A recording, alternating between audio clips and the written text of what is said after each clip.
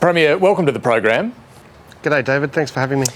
Look, it's been 4 weeks since Cyclone Jasper hit far north Queensland. From what you've seen late today from the air, has the clean-up and the recovery work been progressing fast enough?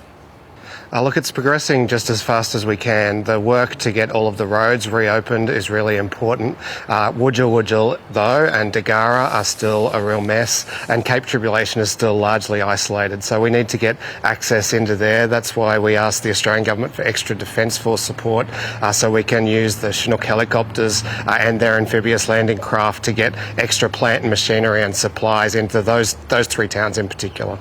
Yeah, look, some of the local councils there have been calling for more support. That extra defence support will now be coming. Can I just clarify, when did you ask the federal government for that help? Well, this request we put through yesterday, and it was approved really quickly. They'll have planners on the ground, I think, from tomorrow, and then that support will start arriving from the next day. So, there are really important points in the recovery where extra reinforcements like this can help, and this is one of them, the ability to get that extra plant into the isolated communities. A lot of tourism businesses have been hit hard, both there in far north Queensland, but also we know in southeast Queensland as well. And this is right at peak tourism season. What sort of help can they expect? Yeah, we saw hundreds of millions of dollars of bookings cancelled for here in the far north, and they're still well below capacity. And so we will have a tourism support package that's nearly done for the far north, and one for the southeast not too long after that. You're right, school holidays, peak season. It's really been a tough blow for our tourism operators here, who are really just starting to get back on their feet after COVID. But you can see here, even the hangar I'm standing in here in Cairns, it was underwater a few weeks ago. So the fact that our tourism operators have got themselves cleaned up, back operating, our infrastructure up and operating, it's pretty incredible. And now we just need people to start visiting again. Premier, we know that there are going to be more and more of these natural disasters coming with more frequency, more severity, particularly in your state of Queensland. Can I ask, what are you doing to improve resilience? Do you simply rebuild what was there before, or do you take the opportunity when rebuilding to do things like storm-proof infrastructure where you can, or bury power lines underground? You're exactly right, David. These are the kinds of events that we've been warned for some time will come in increased regularity and intensity. And so after each event, we have a plan to make sure that we build back better, that the infrastructure and the homes that we put back in are more resilient to future events. There's a great example of that in Wujal. One of the pieces of infrastructure that survived was a bridge that we'd built through the Queensland Reconstruction Authority after a previous flood, and it was intact, untouched.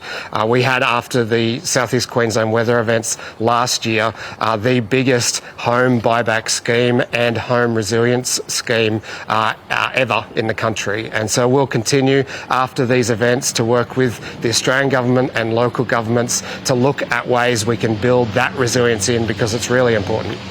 So there will be more home buybacks in vulnerable areas? We haven't yet got to the point of committing to a home buyback program, but that's what we did after those Brisbane floods last year, and that's proven really successful. So of the options that we'll put into the resilience program, clearly getting people out of harm's way has to be one of them. Okay, so that is something you'll contemplate for both southeast Queensland that's been affected by the storms and far north Queensland after the deluge of rain there. We'll certainly be looking at properties that have flooded multiple times to make sure that we're not just putting people back into harm's way. Look, you've only been Premier for a few weeks, but of course there is an election bearing down later in the year. So I just want to ask you a couple of other things. Cost of living, a big focus for many voters there in Queensland, as it is right across the country. You've this week asked the big supermarket chains to explain why prices are so high on the supermarket shelves. Would you support forcing them, requiring them to be more transparent around how they set their prices?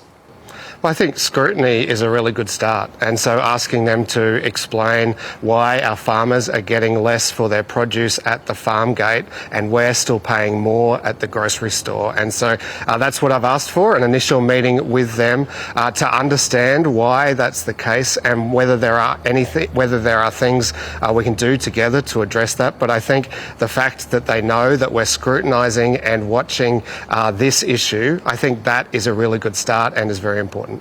But asking them is one thing. Governments can actually use their power to pass laws, force industry to do things. I'm just trying to get a sense of how interventionist you're willing to be as a Premier now. Look, I think some of that would have to come to the Australian government and their constitutional abilities, but certainly we will do whatever we think is appropriate and necessary to address what is a problem on both sides. Our farmers aren't getting enough to make ends meet, and families are paying too much to put food on the table. And on power prices, Queensland has capped the price for coal that's used in power generation. That cap, though, expires in July. Will it be extended? Well, there's been no decision on that at this stage, but what we have been doing is using the dividends we get from our government-owned power companies to subsidise power for Queensland households. And so there was a quarter last year where most households wouldn't have got a bill. That's how large the rebates we've been able to apply thanks to the fact that we own those companies. And so that's the kinds of things we'll continue to do to try to ease that pressure on families. But that pressure hasn't gone away. Households are still under a great deal of pressure, as you know. So as Premier, what's your instinct? Should that cap on electricity prices continue? Well, clearly we're going to need to continue measures to contain electricity prices. I'm not going to get ahead of that, what is a national discussion around energy input prices, but we do want to see continued measures to address electricity prices. The bit that we do control is how much people pay on their power bills and how much we can bring that down with our rebates, and that's what we'll continue to do. You've also, one of your first big announcement, in fact, as Premier, was to increase the emissions reduction target for Queensland to 75% by 2035. Can I ask, would you like to see that become a national target, or are you happy enough for Queensland to be out there doing more of the heavy lifting than the rest of the country? Well, Queensland is already a significant portion of the country's emissions, and so our target will help the Australian government to get to a much higher target, and we certainly welcome that. But when you're experiencing the kinds of weather events that we have been, you really need to have a credible policy to reduce emissions. But this plan is also about protecting blue-collar industrial jobs in our regions that are reliant on energy intensity. And so by delivering green energy to those energy-intensive manufacturers, we can protect those jobs and attract new ones. And what will the impact be on power prices? The modelling of the impact of this on power prices is very, very minimal, and we have significant control over our power prices here in Queensland because we continue to have them in public hands. Our energy companies continue to be state-owned. But what does very, very minimal mean? A slight increase? Oh no, the goal of this plan and the modelling that we put into it was to not have an impact on prices, but for it to deliver that kind of cheap energy that industry needs to continue creating jobs. Premier Steven Miles, appreciate your time. Thank you. Thank you.